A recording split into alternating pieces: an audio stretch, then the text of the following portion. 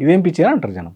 అయితే ఇక్కడే ఇప్పుడు మీరు ఉన్న సిటీ మీద ఫోకస్ పెట్టలేదు అనుకున్నప్పుడు 10 ఏళ్ల పాటు బీఆర్ఎస్ గవర్నమెంట్ కేసీఆర్ సీఎంగా ఉన్నప్పుడు ఓల్డ్ సిటీకి మెట్రో అనేది తీసుకురాలేకపోయారు. మేము ఎన్నిసార్లు తీసుకెళ్ళి వినతులు సమర్పించినప్పటికి కూడా ఫోకస్ పెట్టలేదు అనేది ఎంపీ అసదుద్దీన్ ఓవైసీ అన్న మాట. వెరీ రీసెంట్‌గా దానికి సంబంధించినటువంటి పనులు కూడా ప్రారంభమయ్యాయి.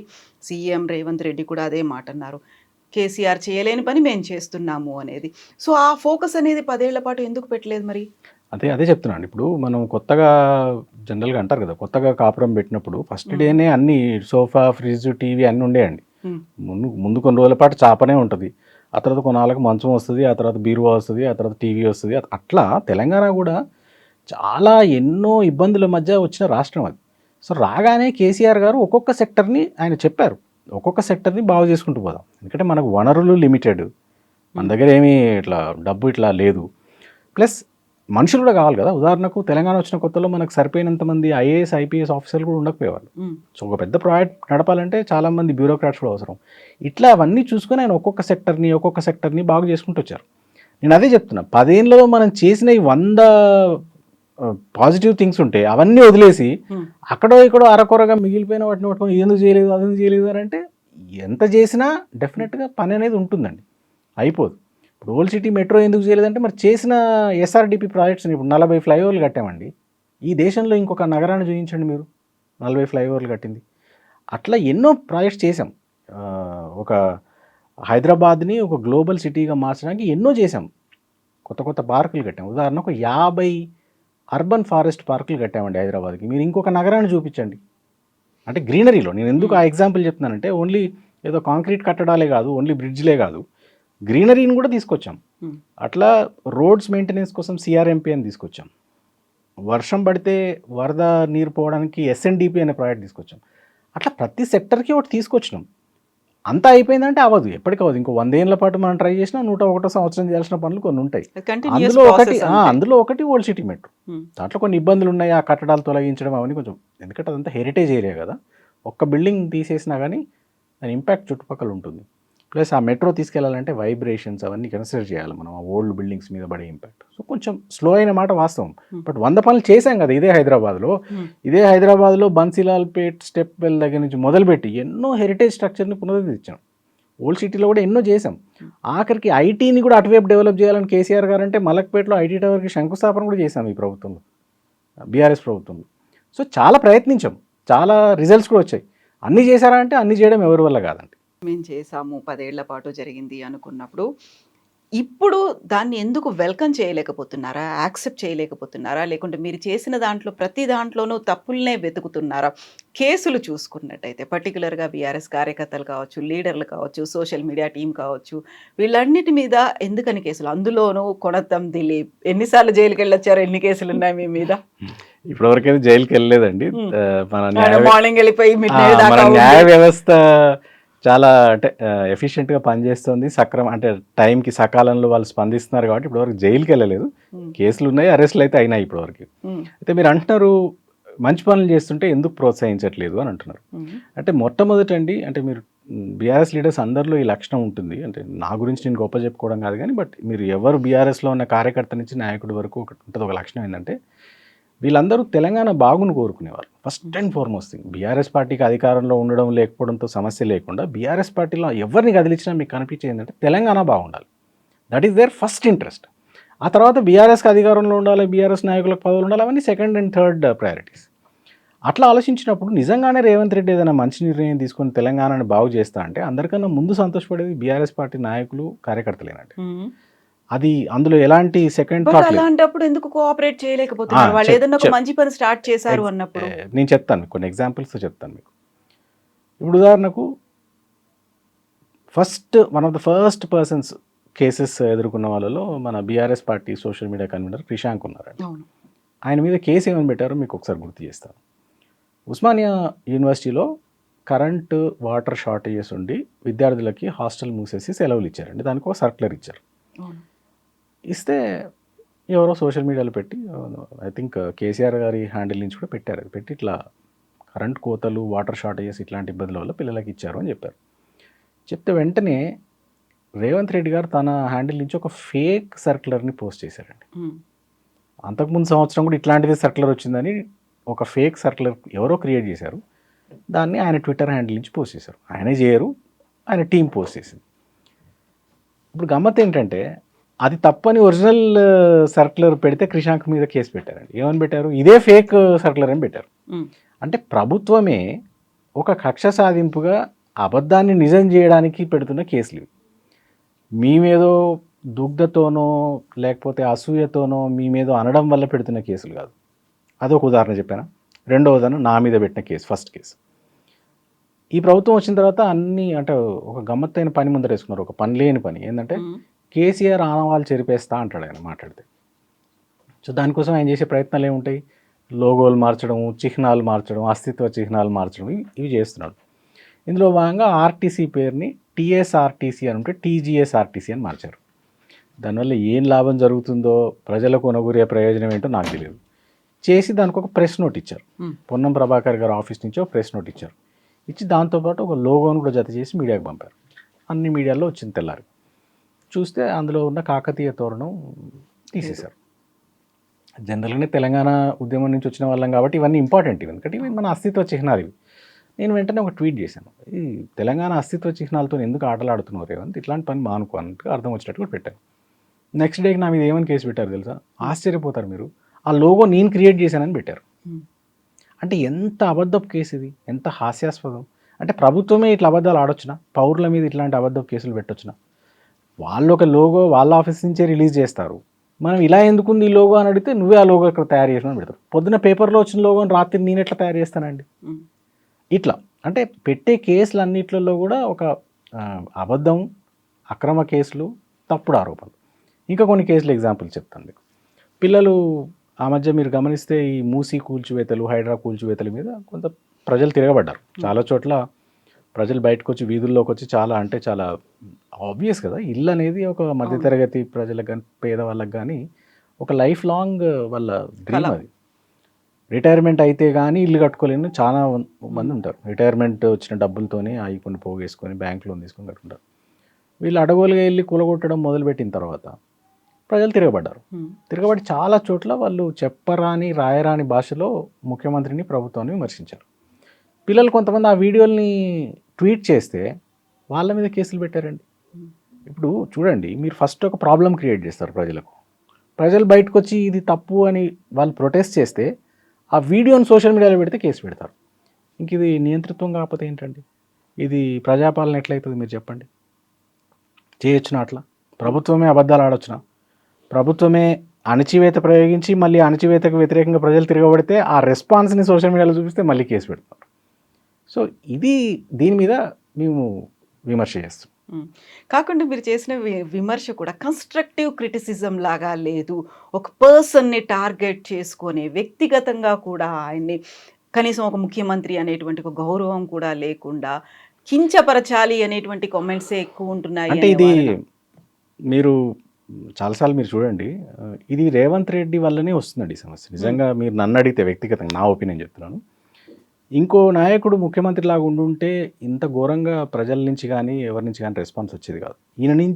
ఈయనకు వస్తున్న రెస్పాన్స్ ఎందుకు ఇంత నెగిటివ్ ఉంటుందో మీరు కొంచెం ఆయన పనితీరు గమనించండి. ఆయన వీడియోలో ఒక 100 ఉంటాయి మన దగ్గర. పండబెట్టి తొక్కుతా, లాగులో తొండలు ఇడుస్తా, గుడ్లు వీక్ గోటీలాడతా. ఏంటంటే ఒక ముఖ్యమంత్రి మాట్లాడాల్సిన భాషన అది. మీరే ఆ భాష మాట్లాడితే, ఇంకా హోంశాఖ కూడా ఆయన దగ్గరే ఉంది, మీరే ఊళ్ళలోకి వచ్చిన నీకు చెట్టుకి ఏలాడ తీసుకోదండం వేయండి అని పిలిపిస్తే ప్రజలు ఎట్లా రెస్పాండ్ అవుతారండి? మీరు లా అండ్ ఆర్డర్ మెయింటైన్ చేయాల్సిన బాధ్యత మీ దగ్గర పెట్టుకొని ఏదైనా సమస్య వస్తే పోలీసుల దగ్గర పోండి, కోర్టుల దగ్గర పోండి, పెద్ద మనుషుల దగ్గర పోండి అని చెప్పాల్సిన మీరే ఎవడొస్తే వాడిని పండబెట్టి తొక్కండి, చెట్టుకి ఏలాడ తీసుకోదండం వేయండి. ఏంటి ఆ భాష ఏంటి? ఒక నాయకుడు ఆ భాషలో మాట్లాడితే ప్రతిస్పందన కూడా అంతే లెవెల్లో ఉంటుంది కదండి. యాక్షన్ ఎట్లుంటే రియాక్షన్ ఎట్లుంటుంది. ఇది రేవంత్ రెడ్డి చేసుకున్న స్వయంకృత అపరాధం. ఇవాళ రాష్ట్రంలో ప్రజలు ఎవరు ఆయనకు రెస్పెక్ట్ ఇవ్వట్లేదంటే కారణం ఆయన పనితీరు, ఆయన భాష, ఆయన వ్యవహార శైలి. ఆయన అట్లాగే ఉంటే రెస్పాన్స్ ఇట్లాగే ఉంటుంది. ప్రజలు ఎవరు రెస్పెక్ట్ ఇవ్వట్లేదా? కేవలం బీఆర్ఎస్ సోషల్ మీడియా కార్యకర్తలు లేకుంటే బీఆర్ఎస్? మంచి ప్రశ్న అడిగారు. నేను ఇంతకుముందు చెప్పిన కదా, చాలామంది బీఆర్ఎస్ సోషల్ మీడియా కార్యకర్తల మీద కేసులు పెట్టారండి. మీకు ఆ ఎఫ్ఐఆర్లన్నీ పంపిస్తే ఒకసారి చూడండి. ప్రతి దాంట్లో ఒక వీడియో పెట్టినందుకు కేసు పెట్టారండి. వీడియోలో ఉన్న మనిషి ఎవరండి? ఎవరో సామాన్యులు రోడ్డు మీద ఒక పాండా ఏంటది ఒక చెప్పుల డబ్బా పెట్టుకున్న ఒక లేడీ. ఆ డబ్బాను బుల్డోవర్తో తోసేస్తే పిచ్చి తిట్లు తిట్టింది ముఖ్యమంత్రిని. ఆ వీడియో పెడితే కేసు.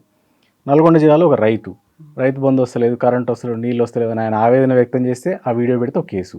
ఆదిలాబాద్లో ఓ ముసలాయన 80 ఏళ్ళ ముసలాయన ఆయన ఇల్లు కూలగొట్టడానికి అధికారులు వస్తుందని తెలిసి ఆగ్రహంతో ఆవేదనతో ముఖ్యమంత్రి గారిని తిడితే ఆ వీడియో పెడితే ఒక కేసు. వీళ్ళంతా సామాన్యులేనండి. మూసీ బాధితులు, హైదరాబాద్ బాధితులు, రైతు బంధు బాధితులు, రుణమాఫీ బాధితులు వీళ్ళంతా సామాన్య ప్రజలే, బీఆర్ఎస్ కార్యకర్తలు కాదు తిడుతున్నది. కాకపోతే మీరు ప్రొవోక్ చేస్తున్నారు వాళ్ళను అనే మాట. అంటే ఒక్కటండి, ఇది ప్రవోక్ అంటే నేను ఒప్పుకోను. సమస్య అక్కడ ఉంది కాబట్టి మేము అక్కడికి వెళ్తున్నాం. మేము సమస్య క్రియేట్ చేయట్లేదు, సమస్య ఈ ప్రభుత్వం క్రియేట్ చేస్తుంది. మీరు రైతు రుణమాఫీ కరెక్ట్గా చేస్తే ఆయన రోడ్డు మీదకి వచ్చి ఎందుకు తిడతాడండి? సమస్య క్రియేట్ చేసింది మీరు కదా, ప్రభుత్వం కదా. మీరు హైడ్రా పేరు మీద, మూసీ కూల్చివేతల పేరు మీద మీరు ఇండ్ల మీదకి పోకపోతే అసలు వాళ్ళు ఎందుకు తిడతారండి? వాళ్ళు తిడితే కదా మేము మాలాంటి వాళ్ళమో లేకపోతే ఇంకో సోషల్ మీడియా కార్యకర్తను దాన్ని సోషల్ మీడియాలో పెట్టేది. మీరే ప్రాబ్లం క్రియేట్ చేసి ఉల్టా ఇది కాన్స్పిరసీ. ఇప్పుడు లగచర్లు ఉంది, లగచర్లలో మీరు గిరిజనుల భూములను లాక్కోవడానికి ప్రయత్నం చేయకపోతే అసలు ఆ రెసిస్టెన్స్ ఎక్కడదండి? గిరిజనులు పాపం అందరికన్నా అట్టడుగులా ఉన్నారు సమాజంలో. మీరు మీ సోదరుని కంపెనీ కోసము లేదా అదాని సిమెంట్ కంపెనీ కోసం లగచర్ల పోయి ఒక 1000 ఎకరాలు భూమి సేకరణ మొదలుపెట్టారు. ఎట్లా చేయాలి భూసేకరణ? మీరు పోయి వాళ్ళని ఒప్పించాలా? నిజంగా అది అవసరం అనుకుంటే వాళ్ళని పోయి కూర్చోబెట్టి మాట్లాడాలా? వాళ్ళకి కంపెన్సేషన్ ఇస్తామని నమ్మించాలా? ఆ పిల్లలకు ఎవరికైనా ఉద్యోగాలు కావాలంటే అవి ఇప్పించాలి. గది పద్ధతి. అది వదిలిపెట్టి వాళ్ళ బ్రదర్ ఫోన్ చేసి బెదిరించి ఎవడాడ్డం వస్తాడో వాడిని చంపేస్తాం, నరికేస్తామని బెదిరిస్తే తిరగబడరా అండి ప్రజలు? లగచర్లలో బాధితులు తిరగబడ్డారు అనుకున్నప్పుడు చాలా అగ్రెసివ్గా తిరగబడ్డారు. ఆ అగ్రెషన్ వెనకాల బీఆర్ఎస్ ఉంది, కావాలని ప్రోత్సహించింది, ఆ ప్రోద్బలం అంతా బీఆర్ఎస్ నాయకులది, స్థానికంగా ఉన్న వాళ్ళే చేశారనే మాట. 2 విషయాలు గుర్తుంచుకోరండి. ఏ రకమైన రియాక్షన్ ఉంటుంది ప్రజలది అనేది వాళ్ళ మీద మీరు ఎంత ఒత్తిడి పెట్టారు, వాళ్ళని ఎంతగా బెదిరించారు. మీరు అంటారు కదా, పిల్లిని కూడా రూమ్లో వేసి కొడితే తిరగబడతానంటారు కదా. అక్కడ లగచర్లో చాలా కాలంగా వాళ్ళ మీద ఒక అంటే చాలా ఘోరమైన ఒత్తిడి ఉంది. సీఎం కుటుంబ సభ్యులు అక్కడ ఉన్న ప్రజల మీద చాలా ఘోరంగా బెదిరింపులకు దిగారు. అంటే ఒక చట్టబద్ధమైన ల్యాండ్ అక్విజిషన్ లాగా జరగట్లేదు అక్కడ. ఇది ఫస్ట్ రీజన్. రెండోది, మనలాంటి మధ్యతరగతి భద్రజీవులం కోపం వస్తే పోయి సోషల్ మీడియాలో పోస్ట్ పెడతామేమో కానీ పాపం వాళ్ళంతా చాలా పేద గిరిజనులండి. వాళ్ళకి రెక్కాడితే కానీ డొక్కాడదు. ఉన్నదంతా ఎకరము, 2 acres ఆ రేంజ్ ఫార్మర్స్, స్మాల్ ఫార్మర్స్ ఒక చిన్న లంబాడి తండాలో ఉంటున్నారు. వాళ్ళ నుంచి మీరు నైసిటీస్ ఎక్స్పెక్ట్ చేయొద్దండి. వాళ్ళ పొట్టగొట్టడానికి ఎవరైనా వస్తే వాళ్ళు తిరగబడతారు. వాళ్ళు they will be very very aggressive. అందుకే మీరు అదే చెప్తున్నారు, పట్టణంలో టౌన్లలో ఉండే ఎడ్యుకేటెడ్ మిడిల్ క్లాస్ రెస్పాన్స్ ఒకలా ఉండొచ్చు, కానీ వాళ్ళు డెఫినెట్గా వాళ్ళ లైవ్లీహుడ్ మీద పోతే మాత్రం రియాక్షన్ చాలా దారుణంగా ఉంటుంది. దాని వెనక ఎవరు ఉండాల్సిన అవసరం లేదండి. మీరు ఎక్కడైనా చూడండి, ఇట్లాంటి భూసేకరణలు లేదా వాళ్ళ దగ్గర నుంచి ఏదైనా బలవంతంగా గుంజుకునే ప్రయత్నం చేస్తే గిరిజనులు ఎక్కడైనా అలాగే తిరగబడతారు. మీరు భారత స్వాతంత్రోద్యమ చరిత్ర చదివితే బ్రిటిషర్స్కి వ్యతిరేకంగా చాలా చోట్ల తిరగబడ్డది గిరిజనులండి. టౌన్లలో, సిటీస్లో, విలేజెస్లో ఉన్న ప్రజల కంటే ఎక్కువ వైలెంట్గా తిరగబడ్డది గిరిజనులు. ఎందుకంటే వాళ్ళకు దీస్ ఆర్ ఆల్ అంటే వాళ్ళకి లైఫ్ అండ్ డెత్ ఇష్యూ అండి. ఇక్కడి నుంచి తీసి ఇంకో దగ్గర పడేస్తే అది అంత ఈజీ కాదు వాళ్ళకి. వాళ్ళకు ఉన్నదే 6 ఎకరం దాన్ని మొత్తం గుంజేసుకొని రోడ్డు మీద పడేస్తామంటే వాళ్ళు ఎందుకు ఊరుకుంటారు? ఫస్ట్ది అది. రెండోది, ఎక్కడ ప్రజా సమస్యలు ఉన్న దగ్గర డెఫినెట్గా రాజకీయ పార్టీలు ఉంటాయి. ఉండొద్దని ఎవరైనా కోరుకుంటే అది వాళ్ళ అమాయకత్వం. ప్రజలకు ఎక్కడ సమస్య ఉంటే అక్కడ ఉంటుందండి బీఆర్ఎస్ పార్టీ. తప్పెట్లయితుంది అది?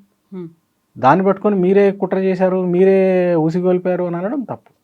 ముందు అక్కడ చట్టబద్ధమైన పాలన లేదు, అది ఫస్ట్ సరిదిద్దుకోవాలి ఈ ప్రభుత్వం. దాన్ని వదిలేసి బీఆర్ఎస్ని నిందిస్తే ఏం ప్రయోజనం?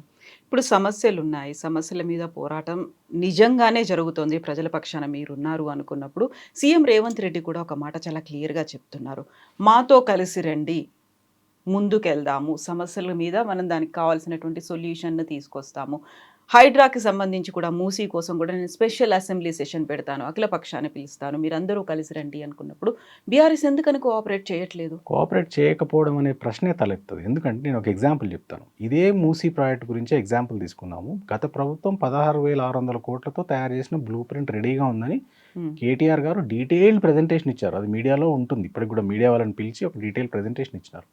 దాన్ని యాస్టీస్గా అడాప్ట్ చేసుకునే అవకాశం ఉన్నాక మళ్ళీ దాన్ని వదిలేసి 1,00,000 కోట్లని కొత్తది మొదలుపెట్టినప్పుడు డెఫినెట్గా బీఆర్ఎస్ వ్యతిరేకిస్తుందండి. మీరు ఆ 16,600 కోట్ల బ్లూ ప్రింట్ని కనుక యాస్టీస్గా ఇంప్లిమెంట్ చేస్తే అసలు బీఆర్ఎస్ మిమ్మల్ని తప్పనిసరిగా ప్రశంసిస్తుంది, మంచి పని చేస్తున్నారంటది. కానీ అక్కడ ప్రజల ప్రయోజనాలు కాదు, కేవలం రేవంత్ రెడ్డి ఆయన కుటుంబ సభ్యులు లేదా ఇంకొంతమంది అదృశ్య శక్తుల ప్రయోజనాలు ఉన్నాయి కాబట్టి మూసీ రిజర్వేషన్ ప్రాజెక్ట్ని బీఆర్ఎస్ అంత తీవ్రంగా వ్యతిరేకించింది. ఆల్రెడీ ఉన్న ప్లాన్ని యాస్టీస్గా ఇంప్లిమెంట్ చేస్తే ఎందుకు వ్యతిరేకిస్తారండి? ప్రతిదాన్ని ఏ కారణం లేకుండా దాన్ని మార్చి దాని అంచనాలు పెంచి దాన్ని 10 రెట్లు చేసి చేస్తామంటే తప్పనిసరిగా బీఆర్ఎస్ వ్యతిరేకిస్తుంది.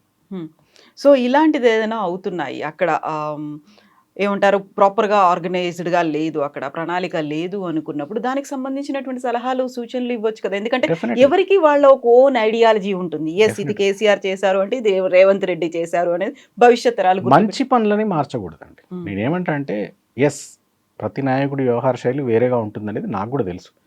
కానీ మంచి జరిగినప్పుడు కూడా దాన్ని మార్చకూడదండి. ఉదాహరణకు సింపుల్ లాజిక్ చెప్తున్నాను.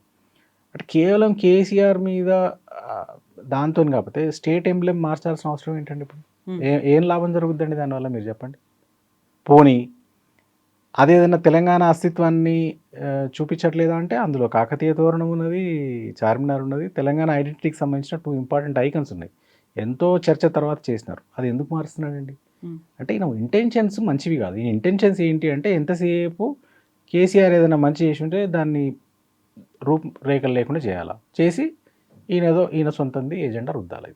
అందువల్లనే వ్యతిరేకం, అంతేగాని లేకపోతే ఆయన అంటే వ్యక్తిగతంగా ఏమీ అదేమి ఉండదండి. పరిపాలనలో ఆయన మంచి చేస్తే ఎవరైనా సమర్థిస్తారు. ఇంకోటి బీఆర్ఎస్ కూడా ప్రజాస్పందనని బట్టే తన స్పందన ట్యూన్ చేసుకోవాల్సి ఉంటుంది. ప్రజలందరూ బాగుంది అంటే బీఆర్ఎస్ ఒకటే బాలేదు అని ఇంకో దిక్కు పోతే దానికే నష్టం అవుతుంది. ఒక నెగటివ్ ఎజెండా సెట్ చేస్తూ